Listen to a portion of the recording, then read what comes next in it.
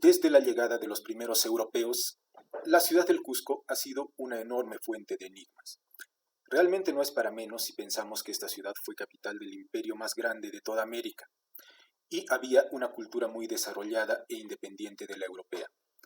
Y también debemos considerar que los primeros europeos se encontraron cosas que ninguna otra persona extranjera había visto jamás.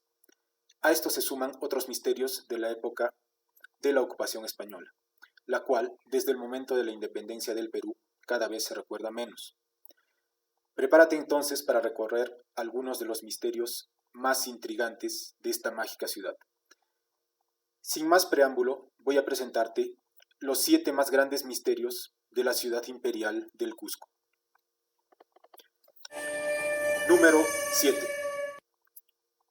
En la época colonial, el Cusco tuvo un gran mecenas, que también fue un gran constructor. Les hablo del famosísimo arzobispo Manuel de Molinedo y Angulo, quien llegó al Cusco en 1673 y mandó edificar al menos 50 iglesias, desde los cimientos hasta su culminación. Asimismo, dotó a estas iglesias de coros, retablos, pinturas e imágenes. Al llegar al Perú para hacerse cargo del obispado del Cusco, Manuel de Molinedo trajo una gran cantidad de libros y pinturas, entre ellas, según documentos de la época, cito textualmente, un San Francisco del Griego y otra pintura de Cristo y Nuestra Señora del mismo. Esto dicho así parece poco importante, pero si consideramos que el griego del que se trataba era Doménicos Theotokopoulos, más conocido como el Greco, quien es considerado uno de los pintores más importantes del mundo occidental, nos daremos cuenta de que era un hecho extraordinario.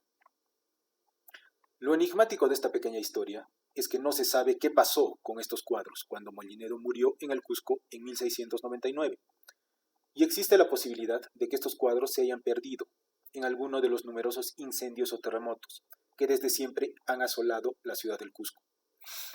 Pero también podría ser que estén guardados en algún oscuro depósito de alguna de las iglesias o conventos del Cusco actual, esperando ser descubiertos, lo que produciría que coleccionistas del mundo entero vayan a esa ciudad a tratar de ofrecer millonarias sumas para apoderarse de estos cuadros. Pero lo cierto es que al menos hasta la fecha en que se hace este video, el paradero de estos 2 cuadros del Greco sigue siendo un enigma. Número 7. Número 6. Los incas tenían una religión muy compleja, pues eran politeístas. Para ellos, elementos como las montañas, el agua, las rocas y la tierra misma eran dioses. De la misma forma, algunos de sus dioses principales eran animales. Como ejemplos, podemos decir que el puma era el dios del mundo donde vive el hombre, y el cóndor era el dios del mundo de arriba, donde están las estrellas y los planetas. Algo que llama la atención es que el dios del mundo de los muertos para los incas era la serpiente. Es una curiosa coincidencia, pues según la Biblia, Lucifer se disfrazó de serpiente para engañar a la mujer y al hombre y hacer que fueran condenados por Dios. Podemos especular hasta el cansancio, pero lo cierto es que los incas solían decorar con serpientes sus muros y las puertas de sus construcciones principales, en particular los muros de sus construcciones religiosas. En numerosas calles del Cusco Inca se solía representar animales sagrados para este legendario pueblo, y en la actualidad podemos ver restos de estas decoraciones.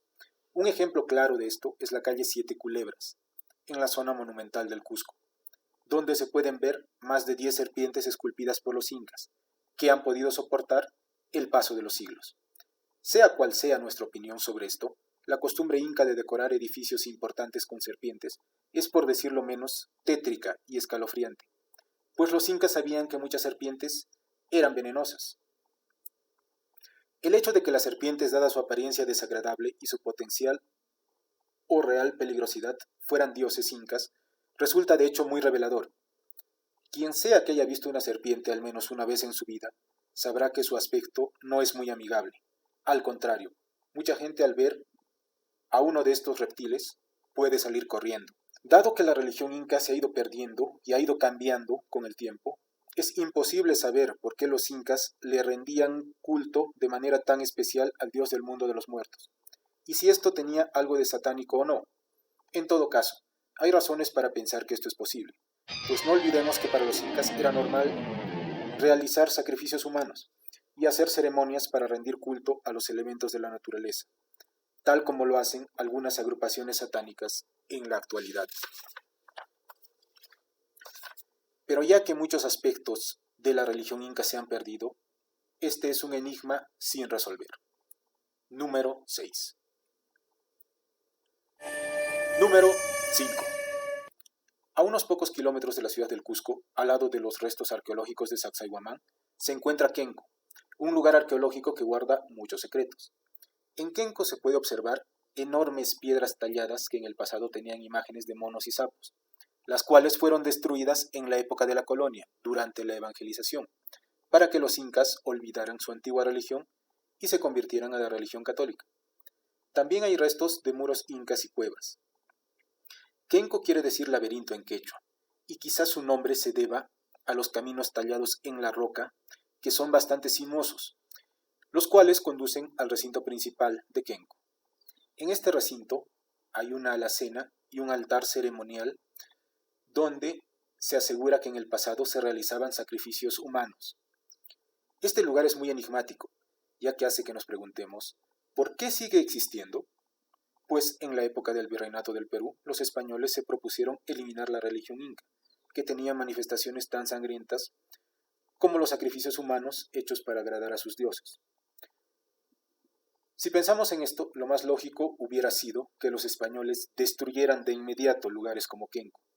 Entonces, ¿por qué las autoridades españolas del siglo XVI no destruyeron este lugar de sacrificio? Hay que recordar que la conquista y la erradicación de la religión inca fueron dos fenómenos que ocurrieron gradualmente. Entonces, es de suponer que estos sacrificios humanos no acabaron en seco una vez llegados los españoles, pues una vez establecidos los conquistadores, tenían la obligación de evitar producir rebeliones, para no arriesgarse a perder el territorio ganado, obviamente. Y es más que seguro que por esto, en algún momento, los españoles se vieron en la obligación de tener cierta flexibilidad en cuanto al tema religioso. Entonces, es muy posible que los incas hayan practicado al mismo tiempo la nueva religión católica, que era nueva para ellos, y la religión inca.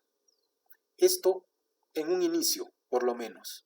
Y digo por lo menos ya que se sabe que mucha gente se aferró a esta religión y se sigue aferrando a los restos de ella hasta el día de hoy. Este hecho indicaría que en el siglo XVI los incas seguían practicando sacrificios humanos, tal vez sin que los españoles lo sepan, o tal vez los conquistadores, para no desatar más rebeliones en la antigua capital inca, se hacían de la vista gorda en cuanto a esto, hasta que gradualmente estos brutales ritos que involucraban quitarle la vida a una persona se extinguieron. Pero extinguirse es un decir en este caso, pues en algunos lugares recónditos de los Andes, según he oído, aún se practican estos brutales sacrificios, lo cual es una prueba irrefutable que la religión inca jamás se extinguió completamente, solo se mimetizó y se transformó para sobrevivir. Número 5. Número 4. El Señor de los Temblores es una imagen de Cristo, la cual, según nos dice la tradición, fue obsequiada por el propio emperador Carlos V a la ciudad del Cusco. Desde que llegó esta imagen es celosamente guardada en la Catedral del Cusco. Dice la historia que en 1650, cuando un terrible terremoto destruyó toda la ciudad, los vecinos del Cusco de esa época, en particular los vecinos de origen español, sacaron la imagen del Señor de los Temblores en procesión, y esto causó que milagrosamente las repeticiones del sismo cesaran en el acto. Una extraordinaria pintura de la época, guardada en la Catedral del Cusco, narra el suceso y lo muestra con exactitud, además de mostrarnos una imagen fidedigna del Cusco del siglo XVII. El Señor de los Temblores tradicionalmente solo sale en procesión el lunes santo de cada año, y dicho sea de paso, la tradición cuenta que durante esa procesión, Dios decide qué cusqueños morirán durante ese año. Esta procesión recorre la plaza principal del Cusco y también otras plazas importantes de la ciudad. Hace poco ocurrió un hecho fuera de lo normal. Hace unos meses, una terrible sequía castigó a los campesinos de los Andes peruanos, y durante los meses de octubre y noviembre prácticamente no cayó una gota de lluvia. Los cusqueños desesperados sacaron la venerada imagen del Señor de los Temblores al atrio de la catedral para pedir su bendición y rogarle que las lluvias comenzaran, pues de lo contrario los campesinos de los Andes perderían sus cosechas. Unos días después comenzó a llover. Este hecho puede parecer increíble o puede parecer una superstición o una fantasía o tal vez un gran enigma. Tal vez nos parece así, pues los hombres de esta época prefieren ignorar el hecho de que un ser más poderoso que nosotros rige nuestro destino y puede controlar a su antojo las leyes de la naturaleza. Número 4.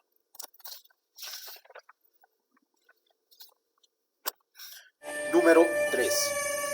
El cementerio de la Almudena en el Cusco guarda numerosos secretos. Este cementerio fue construido entre 1846 y 1850, utilizando el material extraído del convento de San Agustín del Cusco, que fue destruido por orden del mariscal Agustín Gamarra en 1826. Este cementerio tiene una particularidad que probablemente ningún otro cementerio de su tipo tiene. Su muro principal fue usado como paredón de fusilamiento durante el siglo XIX. Esto puede sorprender en una época en que, según la ley peruana, la pena de muerte es un castigo que solo se aplica en caso de guerra y en caso de que haya gente que haya traicionado al país durante dicha guerra. Pero pongámonos en contexto. En el siglo XIX hubo muchas rebeliones organizadas por caudillos militares, las cuales terminaban con la muerte, ya sea de los rebeldes o de los enemigos de los rebeldes, dependiendo de qué bando gane en el conflicto. Lo enigmático de este lugar es que, aunque ya pasaron muchos años desde estos fusilamientos, nadie se tomó la molestia de arreglar las huellas de las balas que se utilizaron en los fusilamientos, las cuales te muestro aquí. Tal vez esto se hizo para dar una advertencia a los rebeldes, o tal vez fue simplemente un gran descuido. Lo cierto es que estos hoyos producidos por las balas, y dicho sea de paso, por balas de gran potencia, le dan a este cementerio, en particular durante las noches, un aspecto doblemente macabro. Número 3. Número 2. Cuando los primeros españoles entraron en la antigua ciudad inca del Cusco, quedaron maravillados, pues en ningún otro lugar de América o de Europa o del mundo conocido encontraron tanto oro y tanta plata juntos. Huelga decir que en esos momentos la ciudad fue saqueada por los invasores. Uno de los principales blancos de este saqueo fue obviamente el Templo del Sol, donde todos los adoratorios estaban recubiertos de oro o plata. Dice la historia que el ídolo que representaba al sol fue entregado a un soldado español llamado Mancio Sierra de Leguízamo, quien había tenido un papel importante en los enfrentamientos con el ejército inca. Pero este soldado tenía una gran debilidad. Era un ludópata. Y sucedió lo que tenía que suceder. Este soldado esa misma noche jugó esta imagen a los dados y la perdió. Dicen que este suceso originó el antiguo refrán español que dice: no hay que jugarse el sol antes de que amanezca. Pero hay un pequeño detalle que los españoles desconocían. Según cuenta la historia, los incas, antes de la llegada de los españoles y prevenidos por sus centinelas de la invasión inminente, tomaron la imagen del sol, la cual estaba hecha de oro puro y era enorme, y la guardaron en un lugar que solo ellos conocían, junto con otras piezas importantes de uso religioso. Y según cuentan testigos de la época, es posible que la imagen solar entregada a Mancio Sierra de Leguízamo era solamente la tapa de la fuente principal del Templo del Sol, la cual puedes ver en este momento. Basados en esto, hasta el día de hoy hay buscadores de tesoros y hombres de ciencia que buscan tesoros arqueológicos en lugares recónditos de los Andes, con la esperanza de hallar estas piezas de enorme valor histórico y económico. Pero hasta donde se sabe, la imagen del sol y tal vez muchas otras piezas de incalculable valor económico e histórico jamás aparecieron, y su paradero sigue siendo un enigma. Número 2. Número 1. A las afueras del Cusco está el sitio arqueológico de Sacsayhuamán. Este sitio, que queda a pocos metros de la ciudad del Cusco, es una de las muestras principales de la arquitectura inca. Es un sitio muy enigmático, ya que está hecho con piedras que pesan cientos o tal vez miles de toneladas. Según cuentan los cronistas de la época, era un adoratorio para rendir culto al sol, al igual que el Templo del Sol o Coricancha, del que ya hablé en este video. Los primeros españoles que llegaron al Cusco creyeron que se trataba de una fortaleza ya que según sus características podía hacerlo perfectamente. Pero si nos ponemos a pensar que el Cusco estaba lejos de las fronteras del imperio, nos daremos cuenta de que esto no tenía sentido, pues no se necesitaba una construcción militar tan grande cerca de la capital. Construir un sitio así, en la actualidad, sería enormemente costoso y se necesitaría utilizar la última tecnología de la que disponga la ingeniería civil. Y aún así, tal vez este proyecto finalmente sería un fracaso. Lo increíble y lo enigmático es que este enorme lugar se construyó en el siglo XV, es decir, hace ya más de 600 años. Y las técnicas usadas en su construcción no se conocen.